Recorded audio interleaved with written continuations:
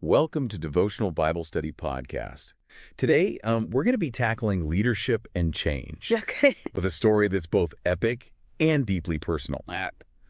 Paul's farewell to the Ephesian elders. That's a good one. We've got some incredible historical and biblical sources to guide us. Yeah. So get ready for a journey back in time. What's really fascinating is that this isn't just some dusty old story. Right. It's a living, breathing example of how to navigate transitions.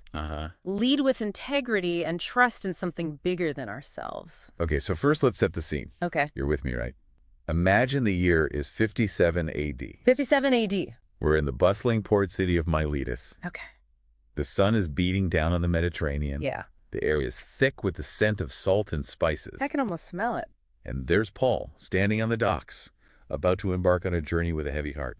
And it's not just the impending travel that's weighing on him. Oh. Paul's been receiving these prophetic warnings, these glimpses into the future, and they're telling him that hardship and danger await him in Jerusalem. So it's like he's standing at a crossroads. Right. One path leading towards safety and the other. Yeah. Well, let's just say it's a path shrouded in uncertainty. But here's the thing.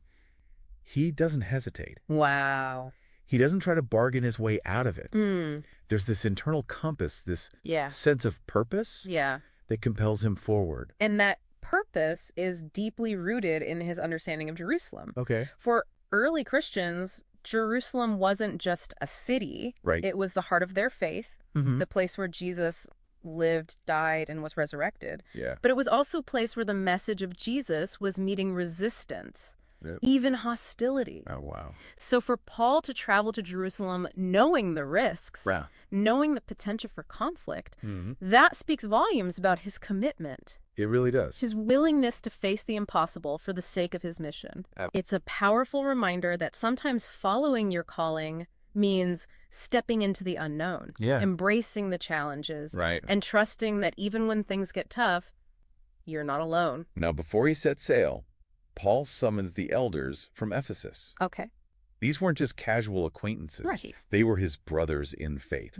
Forged in the fire of shared experiences, challenges, and triumphs. They had spent 3 years with Paul. Wow. Not just listening to his teachings, but witnessing his life, his actions, his unwavering commitment to serving others. And it wasn't just about preaching from a pulpit. No. Paul was right there in the trenches with them, working as a tent maker to support himself, sharing their joys and sorrows, Incredible. demonstrating humility and servant leadership in every aspect of his life. Imagine the impact of that. I know. He wasn't just telling them how to live, he was showing them. Yeah. He was embodying the principles he preached. And that's what made his leadership so powerful, so authentic. So picture this. These elders, deeply connected to Paul, gather to hear his news. Yeah. And then the bombshell drops. You will never see my face again. Talk about a gut punch. I know, right? Can you imagine the weight of those words? Wow. The shock, the disbelief, Yeah. the grief of knowing that someone who had so profoundly impacted their lives was about to vanish from their world. It's like a punch to the gut, right? It is. And the reaction isn't anger or resentment. No. It's pure heartbreak. Wow. Revealing the depth of their bond with Paul.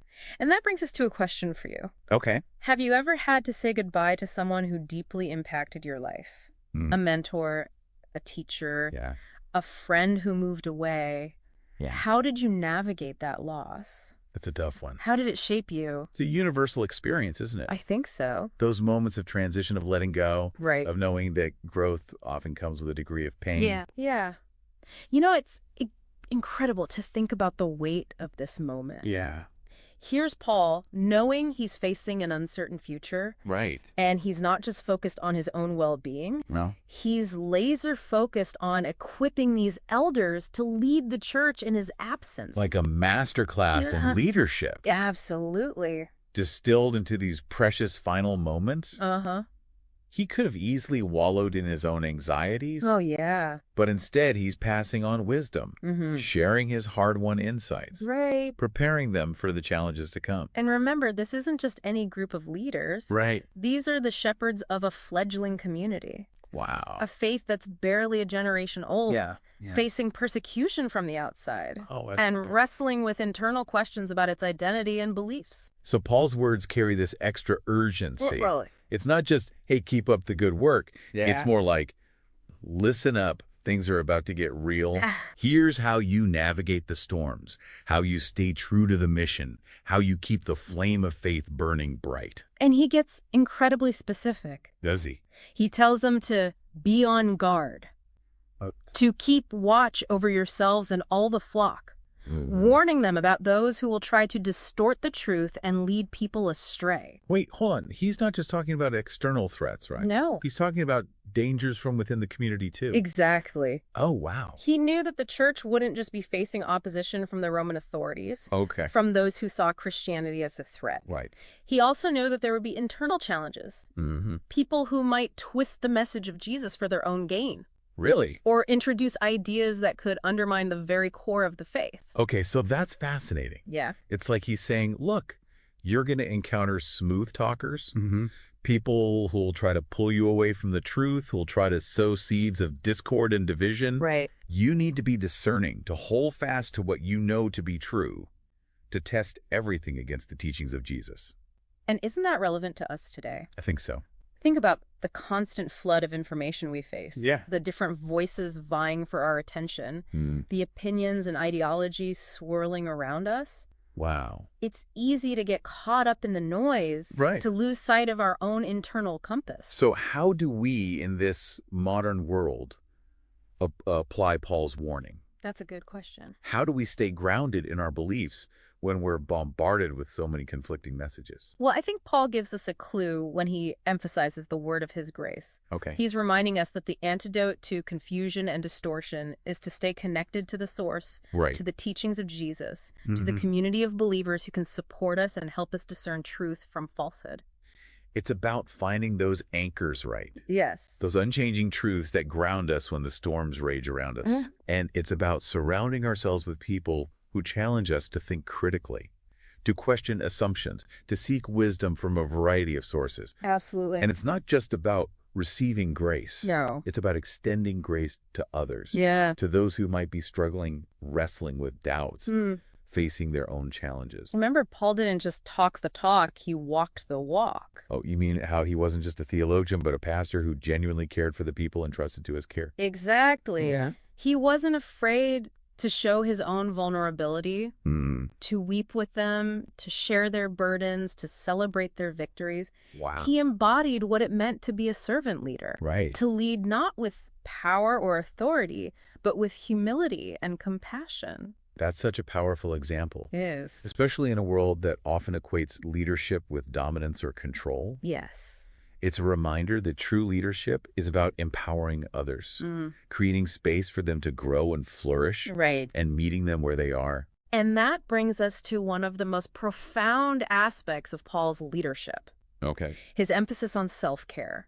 Interesting. He tells the elders to keep watch over yourselves. Oh, wow. Recognizing that they can't effectively care for others if they're running on empty.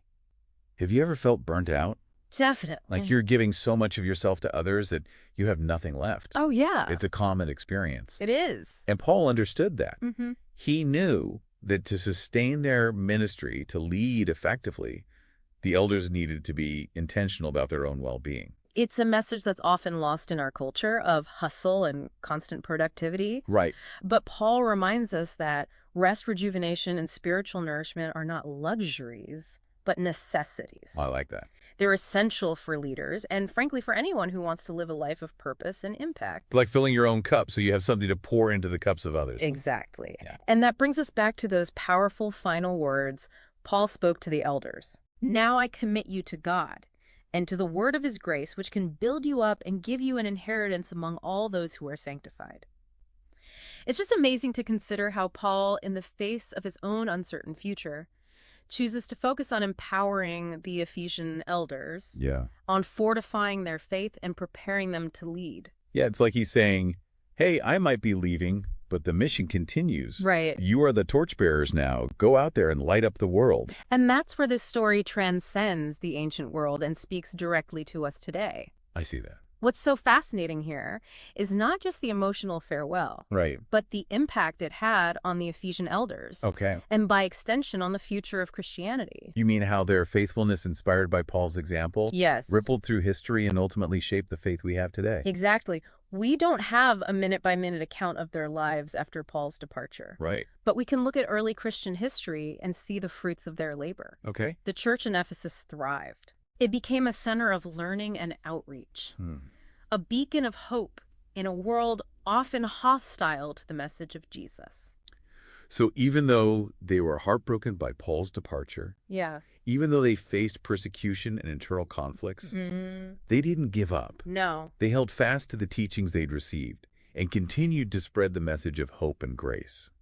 Think about that for a moment. Okay. What if they had succumbed to despair? What if they had allowed fear or doubt to paralyze them? Right. The story of Christianity could have been drastically different. It's like this one moment, Yeah. this seemingly insignificant farewell on the docks of Miletus, had a ripple effect that changed the course of history. And it's not just about the historical impact, it's about the personal impact. Okay. The faith we have today, the freedom to gather to worship, to study the scriptures, it's all connected to the faithfulness of those early believers, to their willingness to carry the torch, even when the path ahead seemed dark and uncertain. It makes you think about those pivotal moments in your own life. Yeah. Those times when you face challenges, setbacks, or maybe even the loss of someone who inspired you. Right. What kept you going? That's a good question. What gave you the strength to persevere? Was it sheer willpower? I don't know. Or was it something deeper? Something like that word of grace that Paul spoke of. Yeah. That sense of being connected to something larger than yourself. Right. To a community of faith, to a God who never gives up on us. Those are questions worth pondering, aren't they? I think so. Because life throws curveballs. Oh, yeah. And it's in those moments that our true character is revealed. Definitely. It's easy to be faithful when things are going well. But what about when the storms rage? That's where Paul's farewell offers us a profound lesson in resilience. Okay. It reminds us that even amidst uncertainty, even when we feel alone or afraid, we're not abandoned. We have a legacy of faith to draw upon a community to support us, and a God who walks with us every step of the way. And it's not just about clinging to the past. No. It's about taking that legacy. Right. Those lessons of faithfulness and resilience, and using them to shape our present and our future. Think about the people in your life who have mentored you, inspired you, challenged you to grow. How can you honor their legacy? How can you be a torchbearer sharing the light of hope and grace with those around you? It's a powerful invitation, isn't it? It is. To step into our own leadership roles, to embrace the challenges and opportunities that come our way, Yeah. knowing that we're part of something much bigger than ourselves. Because ultimately, that's what Paul's farewell is all about. It's not just a goodbye. Yeah. It's a call to action. Okay. A call to keep going, to keep loving, to keep believing, even when the path ahead seems uncertain. So as we wrap up this deep dive, we encourage you to keep exploring, keep questioning, and keep seeking those moments of connection that illuminate our faith and inspire us to live lives of purpose and meaning. Absolutely. Until next time, keep diving deep.